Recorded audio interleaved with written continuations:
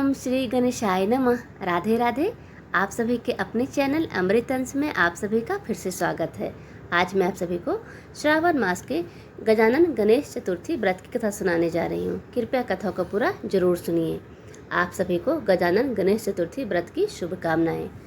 गणेश चतुर्थी व्रत कथा, जिसे गजानन गणेश चतुर्थी व्रत कथा भी कहा जाता है, वैदिक पंचांग के अनुसार 14 जुलाई को देर रात 1:02 पर श्रावण माह के कृष्ण पक्ष की चतुर्थी तिथि की शुरुआत होगी और 14 जुलाई को देर रात 11:59 पर चतुर्थी तिथि समाप्त होगी।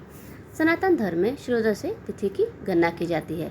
इस प्रकार 14 जुलाई को गजानन संकष्टी चतुर्थी मनाई जाएगी। संकष्टी गणेश चतुर्थी व्रत प्रत्येक मास के कृष्ण पक्ष की चतुर्थी को किया जाता है। श्रावण मास के कृष्ण पक्ष की चतुर्थी को किया जाने वाला व्रत श्रावण संकष्टी गणेश चतुर्थी व्रत कहलाता है। भविष्य पुराण में कहा गया है कि जब मन संकटों से घिरा महसूस करे तो गणेश चतुर्थी का व्रत करे। इससे कष्ट दूर होते हैं और धर्म, अर्थ, मोक्ष, विद्या, धन व आरोग्य की प्राप्ति होती है। ऋषिगण पूछते हैं कि हे स्कंद कुमार, दरिद्रता, शोक, कुष्ठ आदि से विकलांग, शत्रुओं से संतप्त, राज्य से निष्कासित राजा, सदैव दुखी रहने वाले, धनहीन, समस्त उपद्रवों से पीड़ित, विद्याहीन, संतानहीन, घर से निष्कासित लोगों, रोगियों एवं अपने कल्याण की कामना करने वाले लोगों को क्या उपाय करना चाहिए जिससे उसका कल्याण हो और उनके उपरोक्त कष्टों का निवारण हो। यदि आप कोई उपाय जानते हो तो उसे बतलाइए।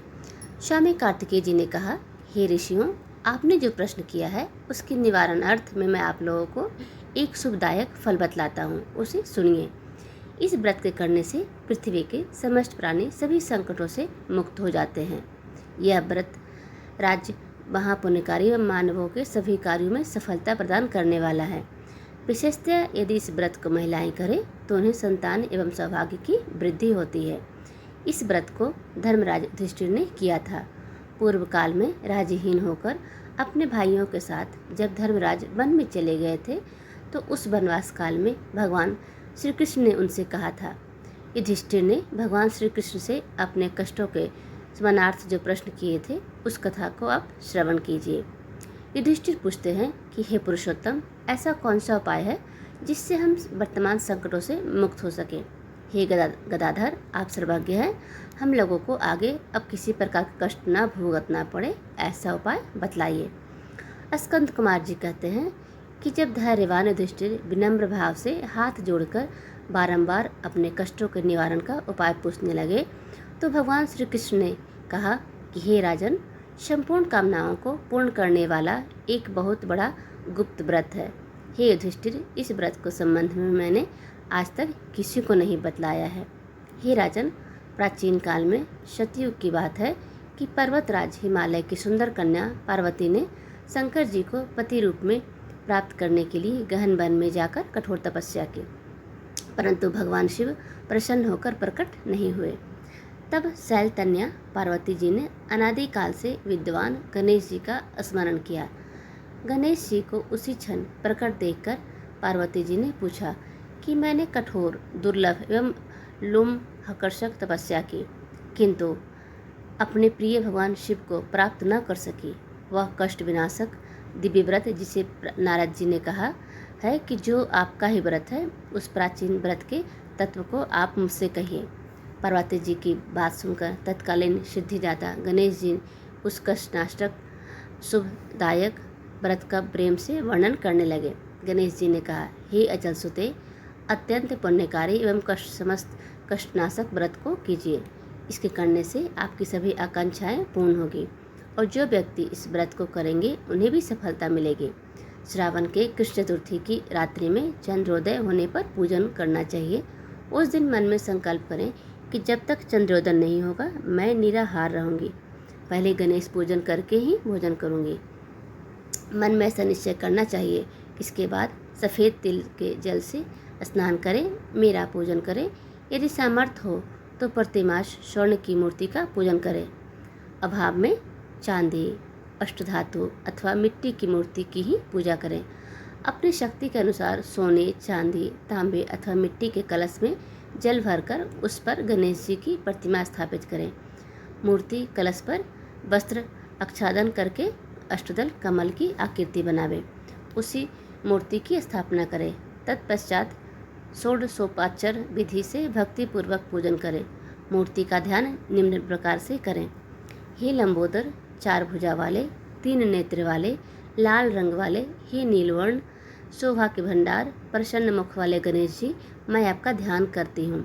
हे गजानन, मैं आपका आवाहन करती हूँ। हे विघ्नराज, आपको प्रणाम करती हूँ। यह आपका आसन है। हे लंबोदर, यह आपके लिए पद्म है। हे शंकर सुवन, यह आपके लिए अर्घ है। हे उमापुत्र, यह आपके स्नानार्थ जल है। हे वक्रतुंड, यह आपके लिए आचमनीय जल है। हे सूर्पकन्या, यह आपके लिए वस्त्र है। हे शोभित, यह आपके लिए एगो पवित्र है। हे गणेश्वर, यह आपके लिए रोली चंदन है। हे विघ्न विनाशक, यह आपके लिए फूल है। हे विकट, आपके लिए धूप बत्ती है।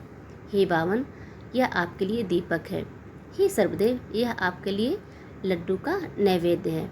हे देव, यह आपके निमित्त फल है। हे विघ्नहर्ता, यह आपके निमित्त मेरा प्रणाम है। प्रणाम करने के बाद क्षमा प्रार्थना करें। इस प्रकार षोडशोपचार रीति से पूजन करके नाना प्रकार के प्रसादों को बनाकर भगवान को भोग लगाएं। हे देवी, शुद्ध देसी घी में 15 लड्डू बनाएं। सर्वप्रथम भगवान को लड्डू अर्पित करके उसमें से 5 ब्राह्मणों को दें। अपने सामर्थ्य के अनुसार दक्षिणा देकर चंद्रोदय होने पर भक्ति भाव से अर्घ्य देवें। तदंतर 5 लड्डू का स्वयं भोजन करें। फिर हे देवी, तुम सब तीर्थियों में सर्वोत्तम हो, गणेश जी की परम प्रिय हो। हे चतुर्थी, हमारे द्वारा प्रदत्त अर्घ्य को ग्रहण करो, तुम्हें प्रणाम है। निम्न प्रकार से चंद्रमा को अर्घ्य प्रदान करें। क्षीर सागर से उत्पन्न हे लक्ष्मी के भाई, हे निशाकर, रोहिणी सहित हे शशि, मेरे दिए हुए अर्घ्य को ग्रहण कीजिए। गणेश जी को इस प्रकार प्रणाम करें। हे लंबोदर, आप संपूर्ण इच्छाओं को पूर्ण करने वाले हैं, आपको प्रणाम है। हे समस्त विघ्नों के नाशक, आप मेरी अभिलाषाओं को पूर्ण करें। तत्पश्चात ब्राह्मण की प्रार्थना करें। हे दिव्यराज, आपको नमस्कार है। आप साक्षात देव स्वरूप हैं। गणेश जी प्रसन्नता के लिए हम आपको लड्डू समर्पित कर रहे हैं। आप हम दोनों को उद्धार करने के लिए दक्षिणा सहित इन 5 लड्डुओं को स्वीकार करें। हम आपको नमस्कार करते हैं। इसके बाद ब्राह्मण भोजन कराकर गणेश जी से प्रार्थना करें। यदि इन सब कार्यों के करने की शक्ति ना हो तो अपने भाई बंधुओं के साथ दही एवं पूजन में निवेदित पदार्थ का भोजन करें। प्रार्थना करके प्रतिमा का विसर्जन करें और अपने गुरु को अन्न, वस्त्र आदि एवं दक्षिणा के साथ मूर्ति दे देवें। इस प्रकार से विसर्जन करें। हे देवों में श्रेष्ठ गणेश जी, आप अपने स्थान को प्रस्थान कीजिए एवं इस व्रत के पूजा के फल को दीजिए। हे सुमुखी, इस प्रकार जीवन भर गणेश चतुर्थी का व्रत करना चाहिए। यदि जीवन भर ना कर सके तो 21 वर्ष तक करें। यदि इतना करना भी संभव ना हो तो 1 वर्ष तक 12 महीने के व्रत को करें। यदि इतना भी ना कर सके तो वर्ष के 1 मास के अवश्य व्रत करें और श्रावण चतुर्थी व्रत को उद्यापन करें। कथा सुनने के लिए आप सभी का बहुत बहुत धन्यवाद। अगर कथा थोड़ी सी भी अच्छी लगी हो तो कृपया चैनल को सब्सक्राइब, लाइक, कमेंट, शेयर ज़रूर कर दीजिए और मैं आपके लिए कथा और नई नई गीत लाती रहूं। आप सभी ऐसे ही अपना साथ बनाए रखें। धन्यवाद।